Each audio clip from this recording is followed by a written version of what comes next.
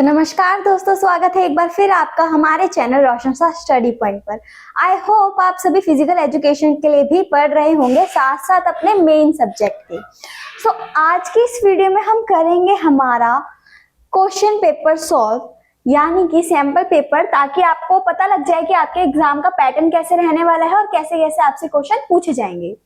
तो शुरू करते हैं बिना किसी देरी के। तो पहले हम डिस्कस कर लेते हैं कि हमारा पैटर्न कैसा रहेगा। तो हमारे क्वेश्चन पेपर का पैटर्न, जैसे कि आप देख सकते हैं कि इसमें लिखा है कि 5 खंड होंगे इसके अंदर, यानी कि 5 सेक्शन होंगे, A B C D E. अब 5 सेक्शन के अंदर से खंड ए में, यानी कि सेक्शन ए में आएंगे प्रश्न 1 से लेकर 18, जो कि हमारे 1 अंक के होंगे और बहुविकल्पीय होंगे, यानी कि एमसीक्यू बेस्ड क्वेश्चन होंगे और 1 नंबर के होंगे। खंड बी में हमारे आ जाएंगे 19 से 24 प्रश्न, जिसमें प्रत्येक प्रश्न के अंक होंगे 2 नंबर।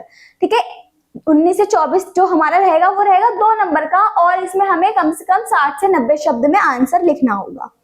ठीक है, खंड सी हमारा आता है 25 से 30 क्वेश्चन, मतलब 25 क्वेश्चन नंबर 25 से क्वेश्चन नंबर 30 तक, जो होता है हमारा लघु उत्तरीय प्रश्न, यानी कि लॉन्ग आंसर क्वेश्चन, जिसके अंक होते हैं 3। ठीक है, इसका उत्तर हमें कम से कम 100 से 150 शब्द में देना होगा या फिर इससे अधिक।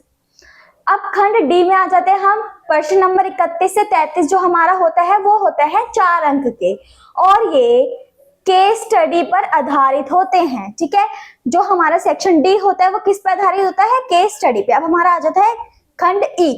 अब खंड ई हमारा होता है लास्ट बचा, क्वेश्चन नंबर 34 से 37 तक हमारा आएगा। ये 5 अंक का होगा। इसमें कम से कम आपको उत्तर 200 से 300 शब्दों से अधिक में देना होगा। ठीक है, इनसे अधिक नहीं लिख सकते आप, 200 से 300 शब्द ही हो सकते हैं आपके। तो कितने खंड हो गए हमारे? खंड हमारे 5 होंगे, जिसमें से पहला खंड होगा जिसमें क्वेश्चन नंबर 1 से 18 तक आएगा। कौन सा? एमसीक्यू बेस्ड, यानी कि 1 अंक का। फिर खंड बी होगा जिसमें क्वेश्चन नंबर 19 टू 24 कितने अंक के होंगे? 2 अंक के। ठीक है, फिर आ जाएगा खंड सी, क्वेश्चन नंबर 25 से 30 लघु उत्तरीय प्रश्न, जिनका 3 अंक हो जाएगा। और सेक्शन डी जिसमें प्रश्न नंबर 31 से 33 तक हमारा क्या हो जाएगा? 4 अंक का, जो कि केस स्टडी पे बेस्ड होता है। फिर खंड ई जिसमें हमारा 34 नंबर क्वेश्चन से लेकर 37 क्वेश्चन नंबर तक किसमें आएगा? 5 अंक के नंबरों में। ठीक है, तो ऐसा रहने वाला है हमारा पैटर्न। अब डिस्कस करते हैं कि क्वेश्चंस को। ठीक है, अभी हमारा है खंड ए, यानी कि एमसीक्यू बेस्ड क्वेश्चन पेपर। अब पहला क्वेश्चन क्या है हमारा? नीचे दिए गए आसन की पहचान कीजिए। अब नीचे हमें एक आसन दे रखा है, उसकी पहचान करनी है हमें। ठीक है, तो आपको, हमने योगा चैप्टर पढ़ा है तो उसके अंदर से आपको पता होना चाहिए कौन सा योग आसन कैसे होता है या फिर दिखता कैसे है। ठीक है, बुक में सबकी पिक्चर्स दे रखी है, अगर आप ध्यान से पढ़ेंगे, ध्यान से उसको नोट आउट करेंगे तो आपको सब दिख जाएगा। तो इस आसन का क्या नाम है? गोमुख आसन नहीं, योग मुद्रा नहीं, उत्तान मंडूक आसन नहीं, इस आसन का नाम है वक्र आसन। ठीक है, उत्तांग मंडूक आसन मेंढक के पोज में किया जाता है, क्योंकि मंडूक का मतलब होता है मेंढक। गोमुख आसन का मतलब होता है गाय के मुख जैसा। और योग मुद्रा तो आपको पता ही है, कोई सी भी योग मुद्रा, जैसे कि हम ऐसे बैठते हैं या फिर मेडिटेशन में बैठते हैं, तो वो हमारी योग मुद्रा हो जाती है। ठीक है, तो इसका आंसर क्या होगा? वक्र आसन। ठीक है, ये दृष्टिबाधित बच्चों के लिए है, बच्चे ये भी करके आ जाते हैं, बट आपको ये नहीं करना होता। ये उन बच्चों के लिए होता है जो दृष्टिबाधित होते हैं, जो ब्लाइंड होते हैं। ठीक है, अब सेकंड क्वेश्चन हमारा, अंतरराष्ट्रीय पैरा ओलंपिक समिति की स्थापना डैश में की गई थी। कब की गई थी? इसमें पूछा है कि अंतरराष्ट्रीय पैरा ओलंपिक की स्थापना कब की गई थी। तो हमने पढ़ा था जैसे कि उसकी स्थापना कब की गई थी? 22 सितंबर 1989 में। अब आप देखो, अक्टूबर दे रखा है 1988, ये तो वैसे ही गलत हो गया। सी क्वेश्चन में दे रखा है 1989 नवंबर, डेट सेम है, बस महीना चेंज कर दिया। और डी में ऑप्शन में हमें दे रखा है 1989 दिसंबर, और डेट वही है। अब आप कंफ्यूज हो जाओगे सितंबर और दिसंबर में, क्योंकि वो दोनों एक जैसे साउंड करते हैं, सितंबर और दिसंबर। तो आपको ध्यान रखना है, आपको अपने पॉइंट्स ध्यान रखना है कि कब वो लागू किया गया था या कब वो आया था। जरूरी नहीं कि वो पैरा ओलंपिक के बारे में पूछ ले, वो भारत विशेष ओलंपिक के बारे में पूछ सकता है, ओलंपिक के बारे में भी पूछ सकता है, या किसी और चीज के बारे में भी पूछ सकता है। तो कब आया था ये? 22 सितंबर को। तीसरा क्वेश्चन, नॉकआउट फिक्चर में सीडिंग देने का निम्नलिखित में से कौन सा कारण है? सीडिंग देने का निम्नलिखित में कौन सा कारण है? पहला, जब टीमों 2 की घात में नहीं होती, टीमों को इस तरह से रखा गया है कि अच्छी टीमें शुरुआती चक्र में एक दूसरे से ना टकराए।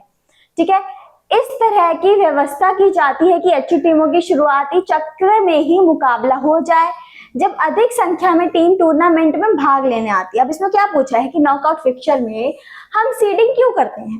ठीक है, तो सीडिंग क्यों की जाती है नॉकआउट फिक्चर में? सीडिंग इसलिए की जाती है ताकि जो भी टीमें हैं जिसमें अधिक संख्या, अगर ज्यादा से ज्यादा टीमें हैं तो ऑब्वियसली वो हर एक राउंड में हर टीम नहीं खेल जाएगी एक साथ, इसलिए वो सीडिंग करते हैं ताकि अगर ज्यादा टीम्स है हमारी तो उनको राउंड्स में डिवाइड कर दिया जाए। ठीक है, फोर्थ क्वेश्चन हमारा हो जाता है, विश्व स्वास्थ्य संगठन ने 5 से 17 आयु वर्ग के लोगों के लिए मध्यम से तीव्रता वाले मिनट दैनिक व्यायाम की सिफारिश की है।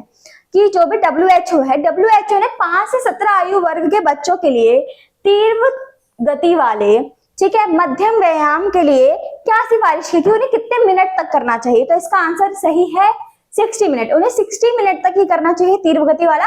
मध्यम गति वाला वो 1 घंटे 2 घंटे से ज्यादा कर सकते हैं, बट तीव्र गति वाला उन्हें 60 मिनट्स तक करना चाहिए। एजर्शन और रीजन, ठीक है, नीचे दिए गए दो कथनों को अभिकथन और कारण के रूप में लेबल किया गया है। ठीक है, अभिकथन और कारण। अभिकथन क्या है हमारा? अभिकथन हमारा यह है कि इंट्राम्यूरल का छात्रों के शारीरिक, मानसिक, भावनात्मक और सामाजिक विकास पर महत्वपूर्ण प्रभाव पड़ता है।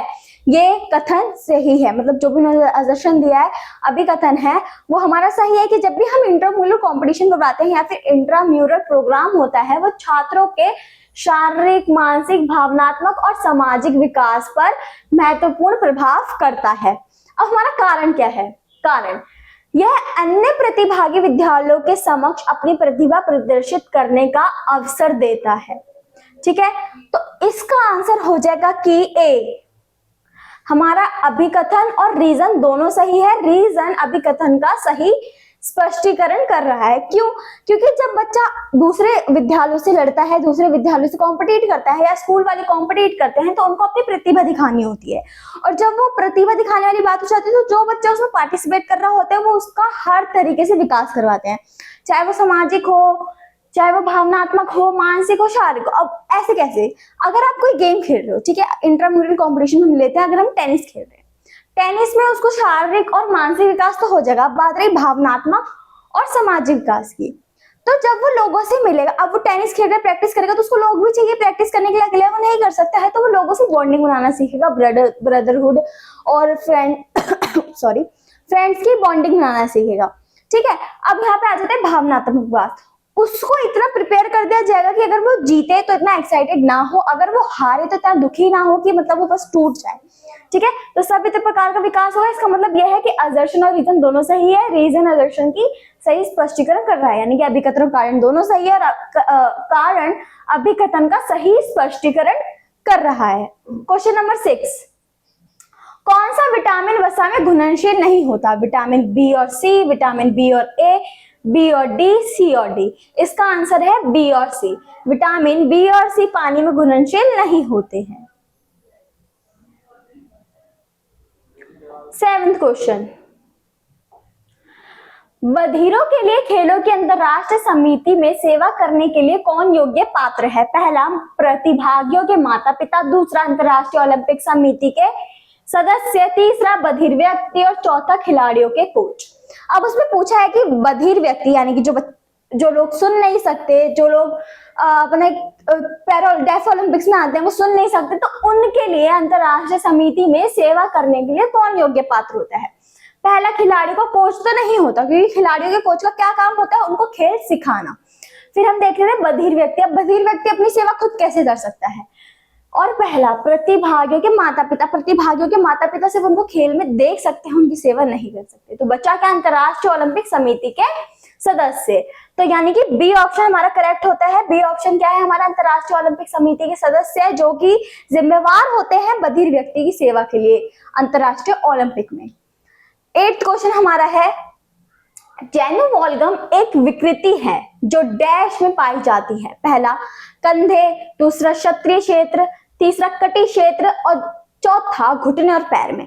तो इसका आंसर है डी, घुटने और पैर में पाई जाती है। ठीक है, अगर आपको याद नहीं होता ये, वैसे आपसे ये पूछा नहीं जाएगा क्योंकि ये पिछले साल आ चुका है, बट आपको हर बीमारी पढ़नी पड़ेगी। ठीक है, हम पैटर्न सॉल्व करवाते हैं, इसका मतलब ये नहीं कि वो सेम ही क्वेश्चन आ जाए, आपको बुक भी पढ़नी पड़ती है, आपको बुक से पॉइंट टू पॉइंट देखना पड़ेगा, क्योंकि हमें माइंडसेट नहीं पता एग्जामिनर का क्या माइंडसेट हो जाए, वो कैसे चेंज कर दे, उस क्वेश्चन को कैसे पलट दे, या फिर बुक की कौन सी लाइन में से आपको एमसीक्यू दे दे। ठीक है, तो इसका मतलब हो जाता है घुटने और पैर। 9वां, सूची 1 में सूचीबद्ध आसन को सूची 2 से सूचीबद्ध उसके अर्थ के साथ मिलाएं। सूची 1 में से हमें सूची 2 में उसके अर्थ के साथ मिलाना है, जैसे कि उष्ट्रासन है, गोमुख आसन है, मंडूकासन है, भुजंगासन है। इनके अर्थ क्या होते हैं उनके संग हमें मिलाना है। तो उष्ट्रासन से आप समझ गए ऊंट, ठीक है, गोमुख आसन से गाय, क्योंकि गो का मतलब गोमुख है ना, गाय के मुंह जैसा हमने सुना था। ठीक है, मंडूकासन मेंढक। अब आप इतने में क्लियर है, क्योंकि भुजंगासन में बहुत लोग क्लियर नहीं होते कि उसका मतलब क्या होता है। अगर आप इतने में क्लियर हो तो आप पहले उनको ही मिला लो। ठीक है, जिसका आपको पता है कि क्या क्या हो सकता है आप उनको मिला लो। जैसे कि फर्स्ट का क्या है, ऊंट मेरे को पता है, तो फर्स्ट का 4 हो जाएगा। अब मेरे को देखना है फर्स्ट का 4 किस किस में, फर्स्ट का 4 सिर्फ सी में है। ठीक है, क्वेश्चन पेपर तो ही सॉल्व हो गया। बट अगर डी में भी फर्स्ट का 4 यही होता तो मेरे पास 2 ऑप्शन हो जाते। फिर मैं सेकंड देखती कि गोमुख मतलब मेरे को पता है गाय, तो इसमें सेकंड का थर्ड कौन सा है, सेकंड में थर्ड कौन सा है, सेकंड में थर्ड यही है। ठीक है, अब सेकंड में थर्ड यहाँ पे ही हो जाता तो मेरे को तब भी लगता कि दोनों ही हैं। अब मंडूकासन यानी कि मेंढक, अब मेंढक कहाँ है, दूसरे पे, यानी कि तीसरे का दूसरा कौन सा है, हमें देखना तीसरे का दूसरा कौन सा है, तीसरे का दूसरा ये तीनों है। इसका मतलब हमारा आंसर हो गया है ये, पहले ही एलिमिनेशन मेथड से पहले कैसे आंसर हो गया हमारा ये, क्योंकि 4 सिर्फ इसी में है, 3 सिर्फ इसी में है, मतलब इसमें भी है बट 2 सिर्फ इसी में है। ठीक है, और इसमें भी है बट हमारा आगे वाला इससे मैच नहीं हो रहा है, तो 2 सिर्फ इसमें आ जाएगा। और अब हमारा बचा भुजंगासन। अगर आपको पता नहीं कि भुजंगासन क्या होता है और आपको समझ में भी नहीं आ रहा कि वो क्या करना है, तो आप एलिमिनेशन मेथड से कर सकते हैं। आप अपना देख लें कि आपको कौन कौन से मेथड पता है, क्या क्या मतलब होते हैं उनके, वो पता है, तो आप उसे कर सकते हैं। भुजंगासन बचा हमारा कोबरा। ठीक है, तो 4th का क्या हो गया, फर्स्ट, यानी कि 4th का फर्स्ट। तो हमारा आंसर क्या हो गया इसका, हमारा इसका आंसर है सी। ठीक है,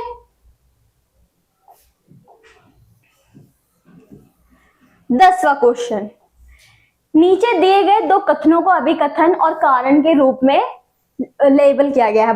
अभी दोबारा से अभिकथन और कारण। ठीक है, अभिकथन क्या है हमारा, मोटे व्यक्ति का बीएमआई 20 से कम होता है, ये तो पहले गलत हो गया क्योंकि मोटे व्यक्ति का बीएमआई 30 से ज्यादा होता है, 30 से अधिक होता है। ठीक है, स्वस्थ भार वाले व्यक्ति को बीएमआई सही सीमा में होता है। जो स्वस्थ भार वाला व्यक्ति है उसका बीएमआई सही सीमा में।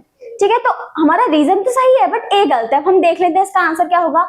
ए और आर दोनों सही है, आर ए की सही व्याख्या स्पष्ट कर रहा है, नहीं। ए और आर दोनों सही है लेकिन आर ए की स्पष्ट व्याख्या नहीं कर रहा, नहीं। ए सही है परंतु आर गलत है, नहीं। आर हमारा सही है, ए गलत है लेकिन आर सही है। ये आंसर ऑप्शन हमारा सही हो जाता है, यानी कि डी ऑप्शन हमारा सही हो जाता है कि हमारा अभिकथन तो गलत है लेकिन हमारा कारण सही है। ठीक है, 11th क्वेश्चन, पश्चिमोत्तासन डैश में किया जाता है, कौन सी मुद्रा में किया जाता है, बैठने की मुद्रा में, पीठ के बल लेटने की मुद्रा में, खड़े होने की मुद्रा में, पेट के बल लेटने की मुद्रा में। तो हमारा जो पश्चिमोत्तासन होता है वो हमारा किया जाता है बैठने की मुद्रा में, क्योंकि पश्चिमोत्तासन में हम ऐसे करते हैं, अगर हम बैठे हुए हैं एंड देन हम अपनी बैक को बेंड करते हैं। ठीक है, तो इसका आंसर क्या हो जाएगा, बैठने की मुद्रा में। ठीक है सॉरी। 12th क्वेश्चन हमारा, निम्नलिखित में से कौन सा पैरालंपिक के लिए योग्य अक्षमता नहीं है, एथोटोसिस, छोटा कद, स्कोलियोसिस और हाइपरटोनिया। अब एथोटोसिस हमें पता है कि क्या होता है और स्कोलियोसिस भी हमें पता है क्योंकि हमने अभी जब क्वेश्चन आंसर सॉल्व किया था तो हमने पढ़ा था। ठीक है, अब छोटा कद दिया होता है, छोटे कद मतलब जिनकी हाइट छोटी रह जाती है, बोने जो होते हैं, बट वो भी पैरालंपिक्स में खेलते हैं। तो बच्चा क्या, हाइपरटोनिया। अब हाइपरटोनिया क्या होता है, हाइपरटोनिया में हमारी मसल्स जो होती है वो शैटर होने लग जाती है, यानी कि हमारी मसल्स भार नहीं संभाल पाती हैं किसी भी तरह का, वो अच्छे से मजबूत नहीं हो पाते, अच्छे से डेवलपमेंट नहीं हो पाती, अच्छे से ग्रो नहीं हो पाती, जिस वजह से हमें चलने फिरने में भी प्रॉब्लम होती है। तो इसका आंसर क्या होगा, हाइपरटोनिया, यानी कि ऑप्शन डी। शल्भासन में आगे हमें देखना है कि शल्भासन में होता क्या है, सिर और पैर पेट के बल लेटने की स्थिति में उठाए गए हैं, पैर पेट के बल लेटने की स्थिति में उठाए गए हैं, सिर को लेटे हुए स्थिति में उठाया गया है, पैरों को लेटे हुए स्थिति में उठाया गया है। अब जब हम शल्भो आसन करते हैं तो हम सिर और पैर दोनों को उठाते हैं, तो इसका मतलब क्या हो गया, ऑप्शन है ए हमारा करेक्ट है। इसमें से पैर की बात की गई, इसमें सिर की और इसमें पैरों की, और इसमें दोनों की, सिर और पैर की भी, ठीक है। तो इसमें हम दोनों उठाते हैं, सिर और पैर, और ये हमारा पेट हो जाता है, पेट के बल हम लेटते हैं, हमारा सिर इधर होता है, हमारे पैर इसे उठते हैं, तो इसका ऑप्शन क्या हो गया, ए, ऑप्शन ए करेक्ट है। 14th क्वेश्चन है हमारा, जब मासिक धर्म चक्र सही समय पर शुरू नहीं होते हैं यह स्थिति डैश कहलाती है। जब भी महिलाओं को उनके मासिक धर्म यानी कि पीरियड सही टाइम पर शुरू नहीं होते हैं तो वो क्या कहलाते हैं, प्राथमिक ऋतुरोध, रजो नेतृत्व, गौण ऋतुरोध और रजोदर्शन। प्राथमिक ऋतुरोध क्या होता है, जब पहली बार उनको पीरियड्स आते हैं। रजोवृत्ति क्या हो जाता है कि जब उनको पीरियड्स आते हैं अपने टाइम पे आते हैं और अच्छे टाइम पे आते हैं। गौण ऋतुरोध अभी हम डिस्कस करेंगे। रजोदर्शन क्या होता है, जब हमारे में ब्लड की कमी हो जाती है, हीमोग्लोबिन की कमी हो जाती है। तो इसका क्या आंसर होगा, गौण ऋतुरोध। गौण ऋतुरोध का मतलब क्या होता है कि जब उनको सही समय पर नहीं आते हैं क्या, मासिक धर्म। 15th क्वेश्चन, निम्नलिखित में से कौन सा कार्य किसी प्रतियोगिता से पहले लॉजिस्टिक समिति यानी कि सभार तंत्र द्वारा नहीं किया जाता है। लेखन सामग्री की मांग, दर्शकों का प्रबंध, हितधारकों को निमंत्रण भेजना, आवास और भोजन की व्यवस्था करना। अब जो सभार तंत्र है यानी कि सभार कमेटी है, अब उसके नाम से आपको पता लग रहा है कि वो क्या करते हैं, उनका आदर सभार करती है, उनको वेलकम करती है, उनका वेलकमिंग करती है। तो वेलकम करने के लिए हमें क्या क्या नीडेड होता है, दर्शकों का प्रबंध उनको करना होता है कि वो कहाँ बैठेंगे, कैसे बैठेंगे, क्या क्या उनकी सीट्स होंगी, ठीक है। उसके बाद हितधारकों को निमंत्रण भेजना भी होता है कि कौन कौन आएगा, उनको निमंत्रण भेजना, फिर उनके लिए आवास और भोजन की तैयारी करना। तो बच्चा क्या, लेखन सामग्री की मांग। तो इनका ये कार्य नहीं होता क्योंकि लेखन सामग्री की मांग वो नहीं करते हैं, ये सब कोई और टीम करती है, कोई और टीम कराया जाता है उनसे, ठीक है। 16th क्वेश्चन, निम्नलिखित में से बृहत खनिज को पहचान कीजिए। अब बृहत खनिज क्या होता है, जो हमारे लिए जरूरी होता है, बड़ी मात्रा में होता है। तो इसका आंसर तो पहले हो जाता है हमारा सोडियम, ठीक है, क्योंकि आयरन हमें कम मात्रा में चाहिए होता है क्योंकि हमारे हीमोग्लोबिन के लिए काम करता है। पोटेशियम भी हमें कम मात्रा में चाहिए होता है, फॉस्फोरस भी हमें कम मात्रा में चाहिए होता है। तो इसका आंसर होता है सोडियम। 17th क्वेश्चन, निम्नलिखित में से लीग टूर्नामेंट की मैच की संख्या चुने जब टीमों की संख्या 9 हो। जब टीमों की संख्या 9 होती है तो आप तुरंत लगा दीजिए 38 नंबर के हमारा हो जाए, 38 हो जाएगा हमारा संख्या, ठीक है।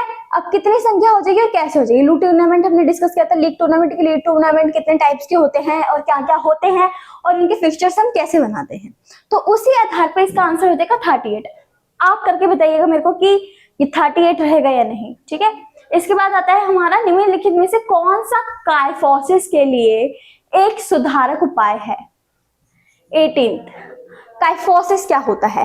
काइफोसिस हमारी रीढ़ की हड्डी की बीमारियां होती है। रीढ़ की हड्डी जब हमारी टेढ़ी हो जाती है, स्पाइन हमारी जब टेढ़ी हो जाती है तो उसको काइफोसिस कहते हैं। उसके लिए हमें क्या करना चाहिए, घुड़सवारी, सिटअप्स, पैर की उंगलियों को कंकड़ चुनना और धनुरासन।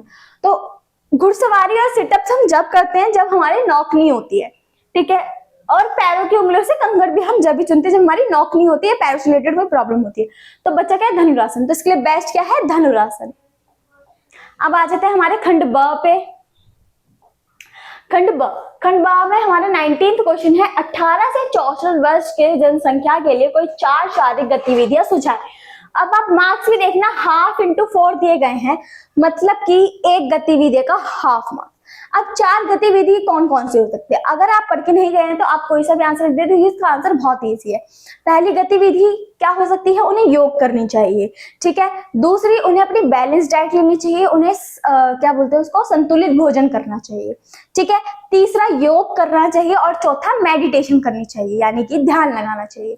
तो पहला क्या हो गया हमारा कि एक्सरसाइज करनी चाहिए, ठीक है, बैलेंस डाइट लेनी चाहिए, संतुलित आहार लेना चाहिए, फिर उसके बाद योगा करनी चाहिए और मेडिटेशन करनी चाहिए। 4 हमारे हो गए। तो आप ऐसे लिख सकते हो कि 18 से 64 वर्ष की जनसंख्या के लिए 4 शारीरिक गतिविधियां इस प्रकार हैं, ठीक है। फिर नीचे आप डाल दो। अब 20वां क्वेश्चन, खेल आयोजन से पहले और खेल आयोजन के बाद वित्त समिति की भूमिका स्पष्ट कीजिए। अब वित्त से आपका क्या मतलब होता है, पैसा। अब वित्त समिति के हमें वर्णन बताने हैं, काम बताने हैं खेल आयोजन से पहले और खेल आयोजन के बाद, और कितने बताने हैं इसमें नहीं लिखा, मार्क्स से देखो 1+1 यानी कि 2, 2 कार्य हमें बताने हैं। तो पहला कार्य आप ये बता सकते हो कि खेल से पहले वित्त, जो हमारी वित्त समिति है उसका काम होता है कि प्लानिंग, जो ऑर्गेनाइजेशन कर रही है टीम, उनको पैसा प्रोवाइड करना, उनको बजट प्रोवाइड करना कि कितने बजट में कितना काम होगा और कितने पैसे लगेंगे, ये इनका काम होता है वित्त का। फिर उसके बाद खेल के बाद जब आप ग्राउंड वगैरह खाली कर देते हो, जो भी आपने चीजें रेंट पे ली थी वो खाली कर देते हो, और अपना बजट आपका खत्म हो चुका है और आपको देखना है कि उस बजट में से कितना पैसा बचा है या कितना खर्च हुआ है, तो वो काम होता है वित्त समिति का।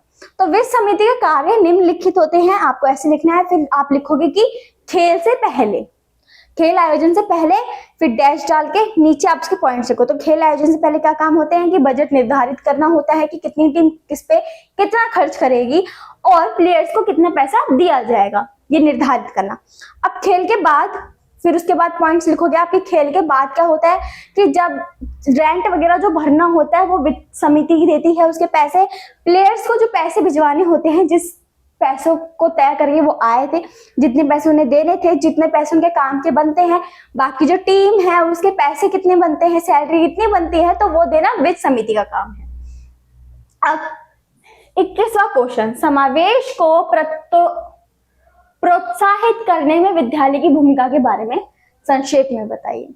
समावेश क्या होता है? सभी चीजों को प्रोत्साहित करने के लिए विद्यालय की भूमिका क्या रहती है?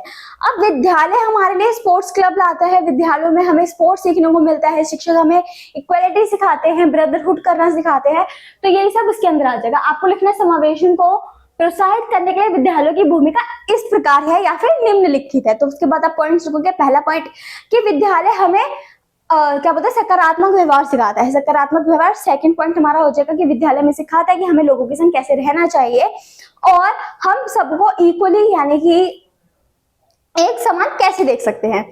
थर्ड पॉइंट आप लिख दोगे, कितने पॉइंट्स का है ये? ये 2 नंबर का है।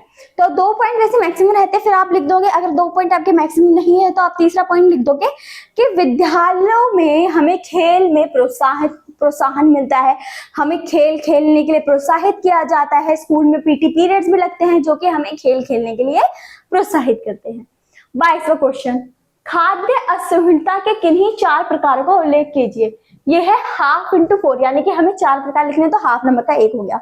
तो पहला कि खाद्य असंतुलता के 4 प्रकार निम्नलिखित हैं। पहला कि अल्पपोषित रहना, कि हम अल्पपोषित हो जाते हैं अगर हम खाना सही प्रकार का नहीं खाते हैं, सही तरीके का नहीं खाते हैं। दूसरा सर दर्द, पेट दर्द, ये भी लिख सकते हो आप। तीसरा फूड पॉइजनिंग हो जाना। चौथा आप लिखोगे लास्ट वाला कि फूड पॉइजनिंग की बात है, आप क्या लिखोगे कि बीमारियों में पैसा ज्यादा लग जाना, बीमारियां हो जाना, निम्न बहुत तरीके की बीमारियां हो जाना, दस्त, उल्टी, जितना भी आपको पता है ना पॉइंट कि हमारे अंदर क्या क्या हो सकता है अगर हम हेल्दी फूड नहीं खाते, आप सब लिख सकते हो और आपको 4 पॉइंट लिखने हैं। 23वां, अस्थमा के कारणों का उल्लेख कीजिए। अब अस्थमा क्यों होता है? अस्थमा टेंशन के कारण भी हो जाता है, एक्सीडेंट के कारण भी हो जाता है, किसी तनाव के कारण भी हो जाता है, और अगर आपको कोई सदमा लगा है उसके कारण भी हो सकता है, सांस रिलेटेड प्रॉब्लम के कारण भी हो सकता है, खांसी मतलब जन्म से जो खांसी है उसके कारण भी हो सकता है। तो इनके बहुत सारे कारण है, बस आपको पढ़ना पड़ेगा। ठीक है, तो आप कैसे लिखेंगे? अस्थमा के निम्नलिखित कारण इस प्रकार हैं, point point point point.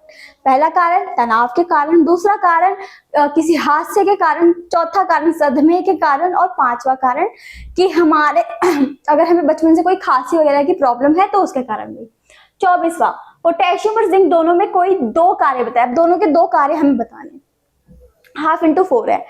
Potassium और जिंक के 2 कार्य निम्नलिखित हैं। पहला कि हमारे डीएनए को बनाने में काम करते हैं, दूसरा ये हमारे सेल यानी कि कोशिकाओं का निर्माण करने में मदद करते हैं, तीसरा ये कोशिकाओं का निर्माण ही नहीं बल्कि उनको बढ़ाने में भी मदद करते हैं, उनको डिवाइड करने में मदद करते हैं, खून का रक्त अच्छा बढ़ाते हैं।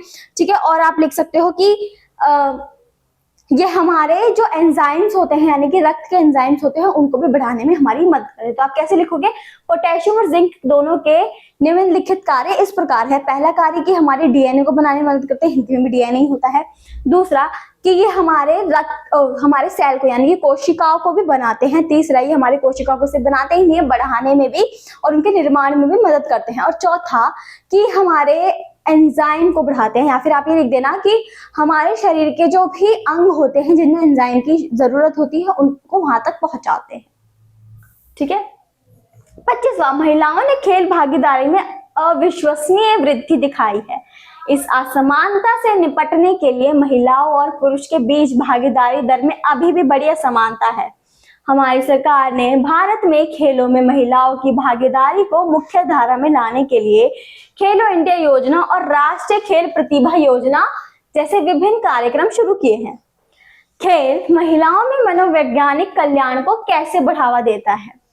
क्वेश्चन सिंपल है आपका कि खेल महिलाओं में मनोवैज्ञानिक कल्याण को कैसे बढ़ावा देता है। बस उन्होंने पहले आगे एक स्टोरी बना दी। अब जैसे ही बच्चे स्टोरी पढ़ते हैं ना, वो बच्चे कंफ्यूज हो जाते हैं कि हमें आंसर क्या देना है।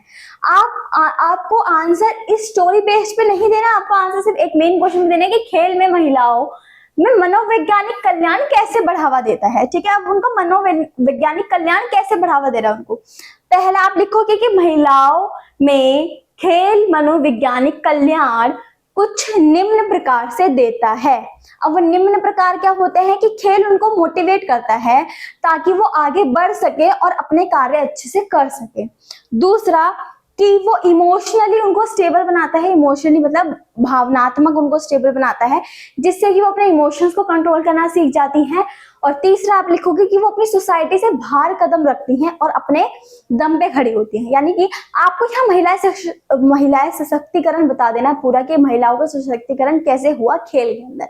हमने डिस्कस किया था क्वेश्चन में कि महिलाओं का सशक्तिकरण कैसे हो रहा है खेल के अंदर। तो कैसे हो रहा है कि वो अपने इमोशंस को कंट्रोल कर रही है, यानी कि अपनी भावनाओं को कंट्रोल में रख रही है, वो अपने घर वालों से लड़के उसके अंदर आ रही है। मनोवैज्ञानिक कुछ है। अब बच्चे कंफ्यूज हो जाते हैं कि मनोवैज्ञानिक हम साइकोलॉजी में क्या बताएं। अब साइकोलॉजी में सिर्फ आपको इतना बताना होता है कि वो अपने इमोशंस पे कंट्रोल कर रही है, उनका भावनात्मक कंट्रोल हो चुका है, वो शारीरिक रूप से स्वस्थ भी हो रही है क्योंकि वो गेम्स में पार्टिसिपेट कर रही है। प्लेयर कोई खेलता है तो ऑब्वियसली उसको शारीरिक फिट भी होना पड़ता है ना, क्योंकि उसको बहुत सारी एक्सरसाइज कराई जाती है, अच्छी डाइट दी जाती है। फिर आप बोलोगे कि उनको अच्छा डाइट भी मिल रही है इसके कारण, फिर वो खेलों में हमारे देश को भी प्रेजेंट कर रही है। ठीक है, आप कुछ के नाम भी लिख सकते हो, मैरी कॉम लिख दिया आपने, जिन जिन के नामों को पता है आप कुछ के नाम भी लिख सकते हो। और इसका आंसर सिंपल है, बस आपको क्वेश्चन समझने की देर होती है। 26 क्वेश्चन, सीनियर सेकेंडरी स्कूल अपने स्कूल बच्चों के लिए खेल प्रतियोगिता का आयोजन कर रहा है। स्कूल बच्चों को अलग अलग साधना सदनों में बांटा गया है। सदन एक दूसरे से प्रतिस्पर्धा करेंगे। माता पिता, शिक्षक और कर्मचारियों के लिए भी स्पर्धा होती है। यह किस तरह के कार्यक्रम है? इन कार्यक्रमों को दो उद्देश्य बताएं। 2+2 उनके दो उद्देश्य बताने में किस तरह का कार्यक्रम है। तो ये इंट्राम्यूरल कार्यक्रम है क्योंकि ये स्कूल के अंदर किया जा रहा है और इसके अंदर माता पिता, कर्मचारी सब है। जब भी कोई कार्य किसी भी संगठन के अंदर किया जाता है, बंद कमरे या फिर बंद चादर से बंद एरिया में किया जाता है, तो हम उसको बोलते हैं इंट्राम्यूरल कंपटीशन या इंट्राम्यूरल कार्यक्रम। तो ये इंट्राम्यूरल कार्यक्रम है और इसके दो प्रकार बता दो। अभी हमने डिस्कस किया था कि वो बच्चों को भावनात्मक, ठीक है, शारीरिक और हर रूप से स्वस्थ बनाता है। ठीक है, और क्या करता है कि उनको प्रतिभावान बनाता है, उनकी प्रतिभा बढ़ाता है, उनको इनकरेज करता है। ठीक है, तो आपके दो कार्य भी हो गए। 27वां, विशेष आवश्यकता वाले बच्चों के लिए शारीरिक गतिविधियों के सुलभ बनाने में मनोवैज्ञानिक रणनीतियों के बारे में बताएं। अब विशेष आवश्यकता वाले बच्चों के लिए शारीरिक गतिविधि को सुलभ बनाने में मनोवैज्ञानिक रणनीतियां बताएं। तो इसकी मनोवैज्ञानिक रणनीति क्या हो सकती है कि शिक्षक को हर बच्चे को इक्वल लेके चलना चाहिए, समान लेके चलना चाहिए। शिक्षक का कोई उनके तरफ कोई भी सिंपैथी ना हो, यानी कि उनको ऐसा ना लगे कि वो बच्चे नॉर्मल बच्चों से अलग हैं। ठीक है, शिक्षक उनके प्रति रुचि दिखाए, उनको ऐसी एक्टिविटी दी जिसमें वो भी पार्टिसिपेट कर सकते हैं नॉर्मल बच्चों के साथ। ठीक है, और उनके लिए ऐसी गेम्स लाई जाए ताकि उनको ये ना लगे कि वो विशेष आवश्यकताएं वाले बच्चे हैं। ठीक है, तो जितना आप उनके लिए पॉजिटिव कर सकते हो आप उतना लिख देंगे इसमें कि विशेष आवश्यकता वाले बच्चों के लिए शारीरिक गतिविधियों के सुलभ बनाने की मनोवैज्ञानिक रणनीतियां कुछ इस प्रकार हैं। पहला कि शिक्षक उनके प्रति कोई भी भेदभाव ना करे। दूसरा, शिक्षक उनको ऐसे कार्य करवाए, यानी कि ऐसी एक्टिविटीज करवाए जिसमें नॉर्मल बच्चे और वो दोनों पार्टिसिपेट कर सकते हैं। तीसरा कि विशेष आवश्यकता वाले बच्चों के अनुसार एक्टिविटीज लाई जाए ताकि उनको ऐसा ना लगे कि वो विशेष आवश्यकताएं वाले बच्चे हैं और वो खुद ही उसमें पार्टिसिपेट कर सके। ठीक है, क्वेश्चन नंबर 28, एक खिलाड़ी के आहार का उद्देश्य उनकी विशिष्ट खेलों के लिए मानसिक आदर, शारीरिक वजन और शारीरिक संरचना को बनाए रखना होना चाहिए। प्रतियोगिता के बाद खिलाड़ी को किस प्रकार का आहार देना चाहिए। अब इनका क्वेश्चन सिंपल है कि प्रतियोगिता के बाद खिलाड़ियों को किस प्रकार का आहार देना चाहिए। तो आप लिखोगे प्रतियोगिता के बाद खिलाड़ियों को कौन सा आहार देना चाहिए, संतुलित आहार देना चाहिए। संतुलित आहार क्यों देना चाहिए, क्योंकि जब वो गेम से पहले तैयारी कर रहे होते हैं तो उनकी कुछ डाइट होती है। अगर उनका वजन ज्यादा है तो वो डाइटिंग पे होंगे, अगर उनका वजन कम है तो वो गेनिंग पे होंगे। तो जब वो गेन और डाइट कर रहे होते हैं तो उनकी जो डाइट है यानी कि उनका जो खाना है वो चेंज कर दिया जाता है। अगर वो गेन कर रहे हैं तो उसको ज्यादा खाना दिया जाएगा, अगर वो डाइट कर रहे हैं तो उसको कम खाना दिया जाएगा। बट खेल के बाद उनको बैलेंस डाइट देना आवश्यक है, क्योंकि जो एंजाइम या फिर जो प्रोटीन जिस भी चीज की उनको जरूरत है वो उनको खेल के टाइम पे नहीं मिल रही थी, तो वो बाद में खेल के बाद वो थोड़ा लो फील करेंगे, इसलिए उनको एनर्जी चाहिए होगी और उसके लिए हम उनको क्या देंगे, बैलेंस डाइट यानी कि संतुलित आहार। अब संतुलित आहार में आपको पता ही क्या होते हैं, विटामिन, खनिज, वसा, ये सब। तो आप इसमें सिंपल ये लिख देंगे कि उनको हमें संतुलित आहार देना चाहिए, क्योंकि उनके लिए वो बहुत जरूरी है, क्योंकि उनको एनर्जी की नीड होती है गेम्स के बाद, मैचों के बाद। और हमारी बैलेंस डाइट यानी कि संतुलित आहार में वो सभी तरह के प्रोटीन, विटामिन, वसा वगैरह मिल जाता है जो उनको नीडेड होता है। 29, महिला एथलेट्रॉइड के संक्षेप में बताइए। महिला एथलेट्रॉइड, हमने एथलेट्रॉइड पढ़ा था, अब महिला एथलेट्रॉइड क्या होता है। जो एथलेट्रॉइड होता है वो मैक्सिमम महिलाओं के अंदर ही होता है, मतलब ज्यादातर महिलाओं के अंदर ही पाया जाता है। इसमें क्या होता है कि हम जितनी डाइट ले रहे हैं ना, हमें लगने लग जाता है हम कुछ ज्यादा डाइट ले रहे हैं और हम मोटे हो रहे हैं, ठीक है, जिसके कारण वो डाइटिंग चालू कर देते हैं। अब डाइटिंग में हमें हमें एनर्जी नहीं मिल सकती जितने हमारे शरीर को नीडेड है। अगर मैं दिन में सिर्फ सोती रहती हूँ तो मेरे शरीर को कम खाना चाहिए होगा, बट वहीं मैंने अगर कहीं काम करना चालू कर दिया, मैं कहीं जॉब करने लग गई तो मुझे एनर्जी चाहिए होगी, तो मेरी जो डाइट है वो अपने आप बढ़ेगी। पर जैसे ही महिलाओं की डाइट बढ़ने लगती है तो उनको लगता है कि हम ज्यादा खाना खा रहे हैं और हम मोटे हो रहे हैं।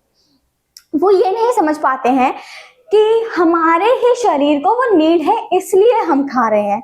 तो वो डाइटिंग करना चालू कर देते हैं। अब जब वो डाइटिंग करना चालू करते हैं तो हमारा शरीर क्या हो जाता है, अल्प पोषित हो जाता है, और अल्प पोषित होने के कारण हमारे शरीर में थकावट रहती है, शरीर में दर्द रहता है और हम कुछ काम भी ठीक से नहीं कर पाते हैं। तो यही होता है महिला एथलेट्रॉइड।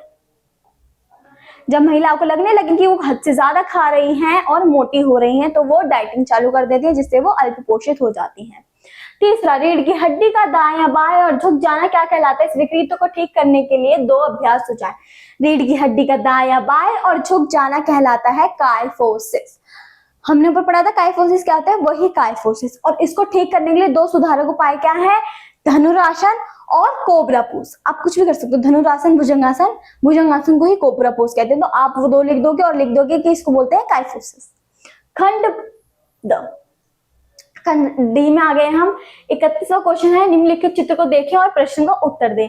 ये हमारा केस स्टडी क्वेश्चन होता है, तो अभी देखते हैं। चित्र आपने देख लिया, अब आप देखो, एक विकलांग रहित लोग और विकलांगता वाले लोग एक ही स्थान साझा करते हैं और उसे सामाजिक और शैक्षणिक रूप से विचारों का आदान प्रदान करते हैं। तो इस दृष्टिकोण को क्या कहा जाता है, इस दृष्टिकोण को कहा जाता है समावेशन। ठीक है, इसको क्या कहा जाता है, समावेशन। दूसरा, उस संगठन का नाम बताइए जो श्रवण विकलांगता वाले लोगों के लिए काम करता है। जो संगठन श्रवण विकलांगता वाले लोगों के लिए काम करता है वो है डेफलिम्पिक्स। ठीक है, डेफलिम्पिक्स वाले लोग श्रवण हानि वाले लोगों के लिए काम करते हैं। तीसरा, विशेष ओलंपिक में समूह बनाने की प्रक्रिया को डैश के रूप में जाना जाता है, विभाजन।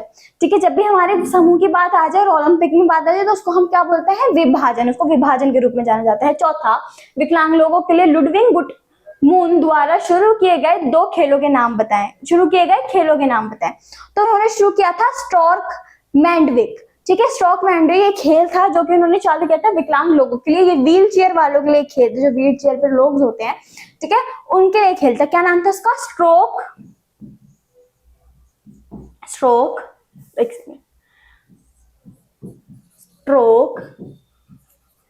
Mind lives. ठीक है, ये उन्होंने चालू किया था और किसके लिए किया था, विकलांग लोगों के लिए, यानी कि व्हील चेयर पे जो लोग होते हैं उनके लिए। ठीक है, अब ये दृष्टिबाधित बच्चों के लिए है समावेशन की आवश्यकता पर प्रकाश डाले, तो आपको नहीं करना। अब बच्चे पता क्या करते हैं कि जैसे उन्होंने देख लिया दृष्टि बाधित बच्चों के लिए, तो वो नीचे वाला नहीं देखते, इसके नीचे वाला देख लेते हैं, फिर ये छोड़ के आ जाते हैं। तो ये आपको गलती नहीं करनी है, आपको ध्यान से क्वेश्चन पेपर पढ़ना है और ध्यान से देखना है कि किसकी बात की है। 32वां क्वेश्चन क्या है, नीचे दिए गए चित्र में आधार पर निम्नलिखित प्रश्नों के उत्तर दीजिए। अब ये आसन कौन सा आसन है, हमने सबसे पहले कर लिया था कि वक्र आसन है। तो इसमें क्या लिखा है, चित्र में उस आसन को पहचाने जिसका उपयोग मधुमेह को ठीक करने के लिए किया जाता है। ठीक है, अब हमने इसका पहले ही देख लिया था, इसका नाम क्या है, वक्र आसन। क्या है ये, वक्र आसन। ठीक है, अब ये मधुमेह के लिए मधुमेह के लिए होता है, तो आपको पता लग गया मधुमेह के लिए कौन सा आसन होता है। अगर आपसे आगे क्वेश्चन पूछ ले कि मधुमेह ठीक करने के लिए कौन सा आसन होता है, वक्र आसन। ठीक है, चित्र में दिखाया गया आसन मधुमेह तथा डैश जैसी जीवन शैली से जुड़ी बीमारियों को रोकने में मदद करता है। डैश और मधुमेह और बीपी जैसे, ठीक है, बीपी ब्लड प्रेशर। ठीक है, मधुमेह को नियंत्रित करने के लिए किस पोषक तत्व का सेवन सीमित करना चाहिए, हमें स्टार्च कम खानी चाहिए। मधुमेह को नियंत्रित करने के लिए स्टार्च, आलू, चावल, इन सब में स्टार्च ज्यादा होती है, हमें स्टार्च से रहित प्रोडक्ट खाना चाहिए मधुमेह में। चौथा, मधुमेह से बचाव के लिए अन्य आसन के नाम बताइए। एक आसन हमारा यही हो गया वक्र आसन, दूसरा हो गया भुजंग आसन, कोबरा पोज जिसको हम कोबरा पोज कहते हैं, ताड़ आसन हो गया। ठीक है, ताड़ आसन, भुजंग आसन, कटी चक्र आसन और वक्र आसन। ठीक है, अब इसके बाद मधुमेह के कोई दो कारण बताइए। अथवा में आ गया, मधुमेह के कोई दो कारण बताइए। मधुमेह क्यों होता है, टेंशन की वजह यानी कि तनाव की वजह से, डिप्रेशन की वजह से। फिर उसके बाद आप लिख सकते हैं ज्यादा मीठा खाने की वजह से भी मधुमेह होता है। अब इसके नीचे वाला क्वेश्चन क्या है, दृष्टिबाधित बच्चों के लिए क्वेश्चन, आपको फिर ध्यान से देखना है, फिर आप करेंगे 33 क्वेश्चन। नीचे दिए गए नॉकआउट मैच को देखने और निम्नलिखित प्रश्नों के उत्तर दें। आप ये देख लो नॉकआउट मैच कितनी बार दी गई है, 1 2 3 4 5 6, और पहले राउंड में कितनी मैच खेल रही है टीम, 1 2 3 4। ठीक है, और बाकी आप देख लीजिए। ठीक है, अब हम क्वेश्चन पे आते हैं। पहला क्वेश्चन हमारा है कि पहले दौर में खेल के मैचों की संख्या की गणना कीजिए। अब पहले दौर में हमने गिना था कि 4 टीम मैच कर रही है और एक टीम एक दूसरे से मैच कर रही है, तो कितने मैच हो जाएंगे, 2 टीम 2 मैच। ठीक है, खेल में मैचों की संख्या ज्ञात करनी है हमें, तो उसकी क्या हो जाएगी, 2 मैच। ठीक है, 2 मैच होंगे। सेकंड क्वेश्चन, उपरोक्त पिक्चर में 6 बाय दी गई हैं, बाय की गणना करने का सूत्र क्या होता है। जब भी हमारी जो बाय दी जाती है किसमें, इवन नंबर में, ऑड नंबर में जब दी जाती है तो हम क्या करते हैं n-1, बट इवन नंबर में जब हमें दी जाती है तो हम क्या करते हैं 2x - n, यानी कि 2 × x, यानी कि जितनी नंबर ऑफ टीम्स, मतलब 2 × x हम कर लेंगे कितना होता है, और -n यानी कि टोटल नंबर ऑफ टीम्स।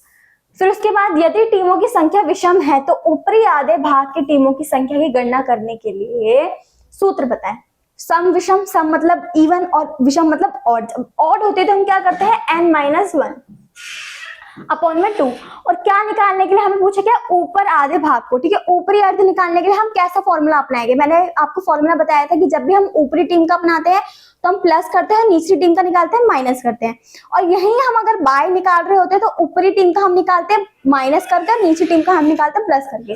तो इसका क्या हो जाएगा, n+1 अपॉन में 2। ठीक है, फोर्थ क्वेश्चन हमारा हो जाता है, जो टीम एक बार मैच हार जाती है वह टूर्नामेंट से डैश हो जाती है, क्या हो जाती है, बाहर।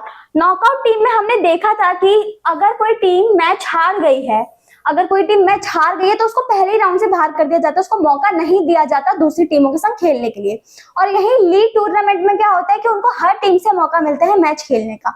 तो नॉकआउट और लीग टीम का आप डिफरेंस याद रखना कि लीग टीम में हम हर टीम के संग मैच खेलते हैं, और नॉकआउट टीम में अगर हम एक मैच हार गए तो हमें वहीं से बाहर कर दिया जाता है, हमें मौका नहीं मिलता दूसरी टीमों के संग मैच खेलने का।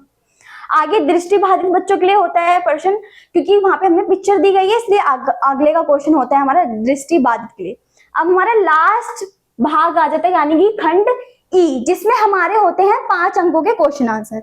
अब पहला क्वेश्चन है हमारा 34, इसमें पूछा गया है खेल आयोजन प्रबंध के कार्यों को सूचीबद्ध करें, उनमें से किन्हीं 2 के बारे में विस्तार से बताएं। अब इसमें क्या बोला है कि खेल आयोजन के कार्य को सूचीबद्ध करें। अब खेल आयोजन को प्रबंध करने के लिए जो कार्य होते हैं हमें वो बताने हैं। क्या क्या कार्य होते हैं, प्लानिंग करना, उसको ऑर्गेनाइज करना, ठीक है, यानी कि पहले हमें योजना बनानी होती है, उसके बाद इसका प्रबंधन करना होता है, फिर हम टीम्स डिवाइड करते हैं कि कौन सी टीम क्या कार्य करेगी, और यही सब, ये सब इसके कार्य हो गए। अब इसमें आगे क्या पूछा गया है कि उनमें से किसी 2 के बारे में विस्तार से बताइए। अब इसमें हम लिख देंगे कि हमें कितनी टीम चाहिए होती है आयोजन के लिए, प्रबंधन के लिए, जैसे कि योजना की टीम हो गई, फिर रिफ्रेशमेंट टीम हो गई, यानी कि भोजन और खाद्य की समिति हो गई। हम इसमें कमेटी के बारे में बता देंगे।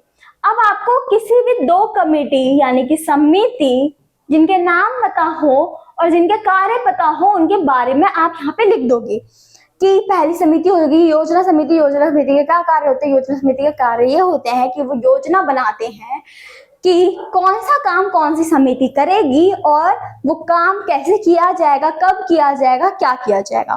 फिर आप लिख देना प्रचार समिति के बारे में कि प्रचार समिति क्या करती है। प्रचार समिति सभी प्लेयर्स को जो वहां पे खेलने वाले हैं उनको न्योता भेजती है, उसके बाद गेम का प्रचार करती है। वो कब, किस दिन, किस समय, कौन सा गेम है, कहाँ पे आएगा, कहाँ पे हो रहा है, उन सबकी सूचना भी देती है। तो 34 में हम कैसे लिखोगे? खेल आयोजन प्रबंधन के कार्य कुछ इस प्रकार है। फिर आप उनके कार्य लिख दोगे, उनकी समिति बना दोगे, फिर उसके बाद आप उनके दो के बारे में स्पष्ट कर दोगे। ठीक है। 35वां क्वेश्चन, खेलों में आहार का क्या महत्व है? व्यायाम या प्रतियोगिता के बाद एक एथलीट के लिए किस प्रकार के आहार की सिफारिश की जाती है? खेलों में आहार का महत्व निम्नलिखित है। अगर हम हमारे खेल से पहले या खेल के बाद संतुलित आहार लेते हैं तो हमारे अंदर एनर्जी बनी रहती है, हम अपना गेम में 100% दे पाते हैं, हम अपना खेल में प्रदर्शन अच्छा कर पाते हैं और हमारा जो एनर्जी है वो बनी रहती है। किससे? अच्छा आहार से। अब अच्छे आहार में आपको क्या क्या लेना चाहिए? आप ये भी बता सकते हो कि अच्छे आहार में हमारे पास विटामिन सही मात्रा में, मिनरल सही मात्रा में, पोटेशियम, जितने भी आपको मिनरल्स के नाम पता है, विटामिन, मिनरल, प्रोटीन, वसा, विटामिन, हाइड्रोजन, कार्बोहाइड्रेट, जितना भी आपको पता है आप सब लिख दो कि ये हमें सही मात्रा में मिलना चाहिए। फिर उसके बाद क्या पूछा? व्यायाम या प्रतियोगिता के बाद एक एथलीट के लिए किस प्रकार का आहार सिफारिश किया जाता है? व्यायाम या प्रतियोगिता के बाद उनको लाइट आहार देना चाहिए, क्योंकि उससे उनके पेट में भी दर्द हो सकता है अगर हम उनको हाई मतलब ज्यादा आहार दे देते हैं।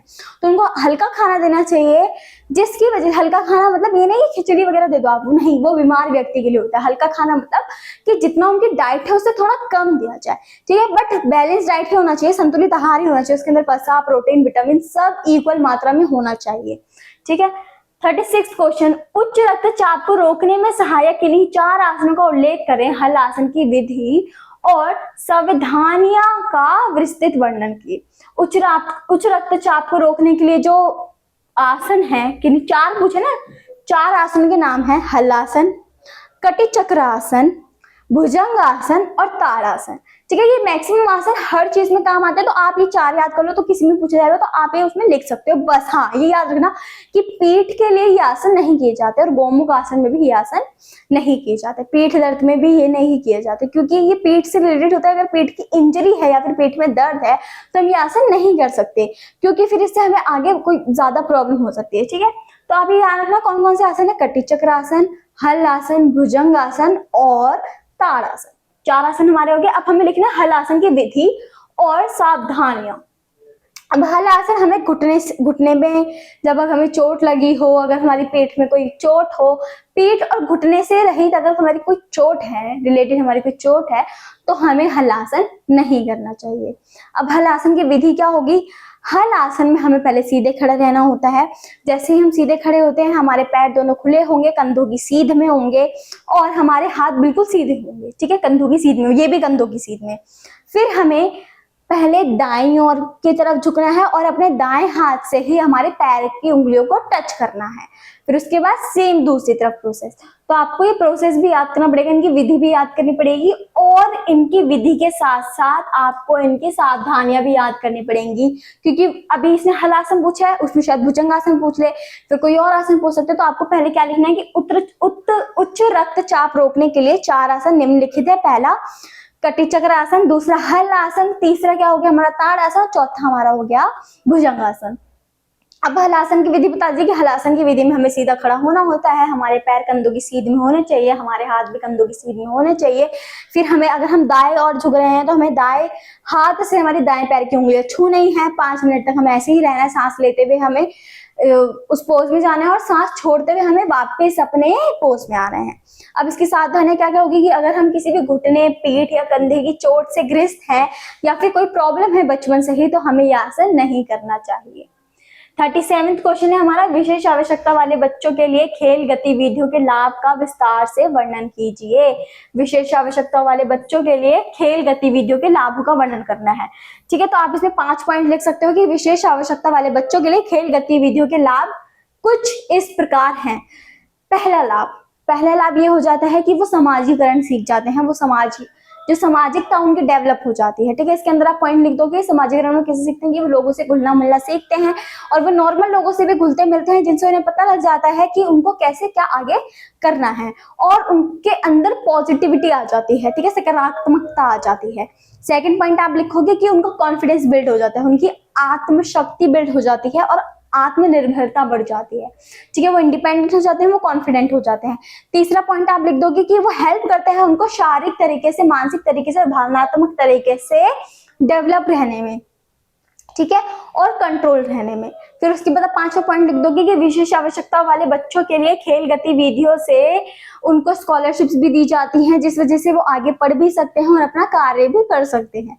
ठीक है, जितने पॉइंट्स आपको पता है आप उतने लिख सकते हैं। सकारात्मक बस यही होता है। अगर जैसे मैं नॉर्मल पर्सन हूँ, ठीक है, मेरे को अगर स्पोर्ट्स में डाल दें, मैं क्या करूँगी, मेरी शारीरिक हेल्थ अच्छी हो जाएगी, मेरी मानसिक हेल्थ अच्छी हो जाएगी, मेरी भौतिक हेल्थ अच्छी हो जाएगी।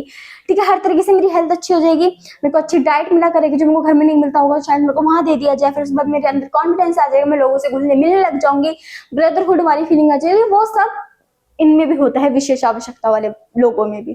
ठीक है, जो नॉर्मल पर्सन के लिए होता है वही विशेष आवश्यकता वाले बच्चों के लिए भी होता है। ठीक है, तो यही है हमारे क्वेश्चन पेपर का पैटर्न, यही है हमारा पैटर्न रहेगा। बस क्वेश्चन चेंज हो जाएंगे, आपको डरना नहीं है। हमारे पहले एमसीक्यू वाले क्वेश्चन आएंगे, फिर उसके बाद वही 2 नंबर वाले, फिर 3 नंबर वाले, फिर 4, फिर 5। ठीक है, ऐसे ही खंड रहेंगे, 5 ही खंड रहेंगे, 5 के 5 ऐसे रहेंगे जैसे मैंने अभी समझाए थे आपको।